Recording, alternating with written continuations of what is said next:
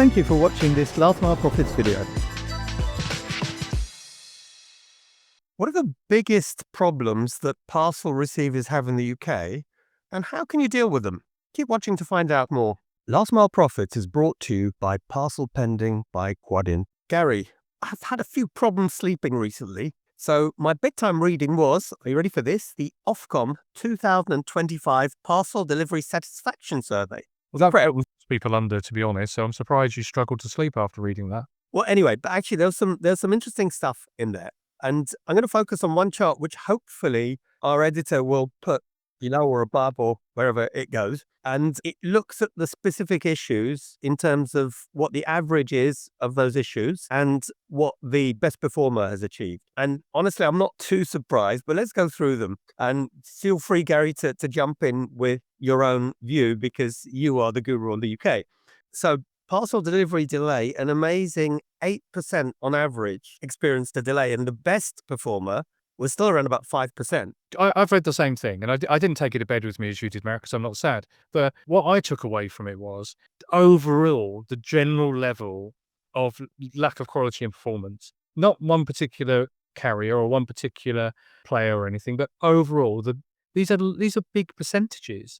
5%, 8%, 10%. This is a big proportion of people have experienced problems with delivery, whether it's delay or loss or damage or whatever else. And I was genuinely surprised by that, because if you take this as representative of the whole market, 5 billion parcels a year and 5% are late, that's 250 million parcels are delayed every year. That's 5 for every man, woman and child in the country. So these are big numbers, and I was taken aback. Well, let's just talk through them because I think it's really interesting. So, I mentioned delay. Surprisingly, a parcel left in an inappropriate location. I'm trying to work out. I remember at Amazon, by the way, one of the inappropriate locations was people's refuse bins. So I'm not sure if that was included here, but a massive 8% on average were left in an inappropriate location. This is a classic. I think about 7% the courier didn't knock or ring on the doorbell, and most times they say they did. Not given time to answer the doorbell. Actually, if you put those two together, it will be a lot more.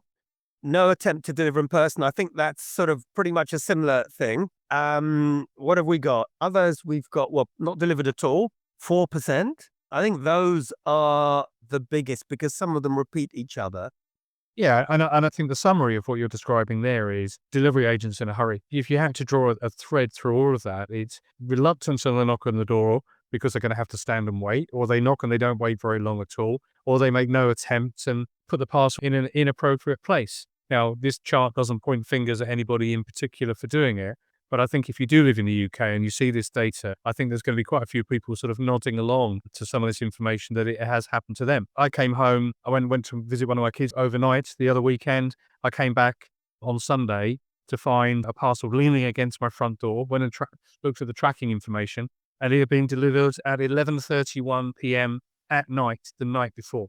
Now, do I want to knock on the door at 11:30 at night? That is someone's died in a car accident time for me, and that's if they manage to wake me up. So it's an inappropriate place, an inappropriate time, and an inappropriate method that left me thinking, what on earth is going on here? Well, other than learning the fact, Gary, that I should never call you after 11:30 in the evening, I think 10 p.m., thank you, 10 p.m. 10 p.m. even. All right, 10 p.m. even. But actually, I've got a different conclusion. For Pete's sake, if we've got these issues, why on earth are we not promoting out of home more? These are really big numbers. 8% means, as you identified earlier, an awful lot of parcels. What can we do to get people to when I say people, I think the prime culprits, if I'm going to point fingers, are the e-commerce sites, because if on the order page or the click to buy page, you've got out of home prominent as the best option, the preferred option, the one that's going to be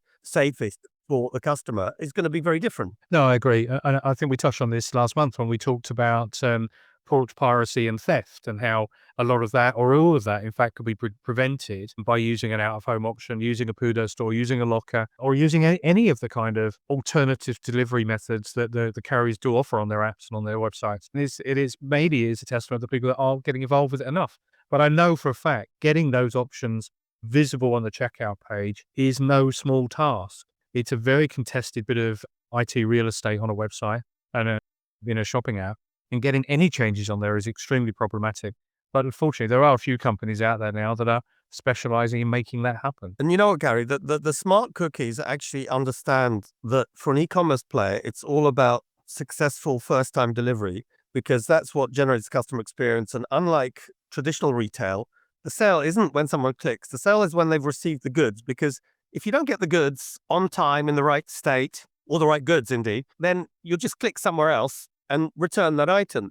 So this is a really big deal. And I think it's in the interest of the e-commerce players themselves, with one caveat, Gary. I think, to be fair to them, the network is developing fast, but I think there's still, the UK is still not at the point, certainly for collection of items, where you've got the sort of numbers of machines in place as you do in a place like Poland.